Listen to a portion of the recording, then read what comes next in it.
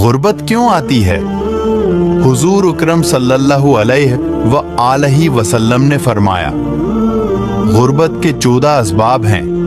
Number 1، قرآن مجید نہ پڑھنا۔ Number 2، مہمان آنے پہ برا منہ بنانا۔ نمبر 3، اولاد کو گالی دینا۔ نمبر 4، مکڑی کے جالے نہ اتارنا۔ نمبر 5، کھانے کے برتن گندے رکھنا۔ نمبر 6، گھر میں گندگی رکھنا۔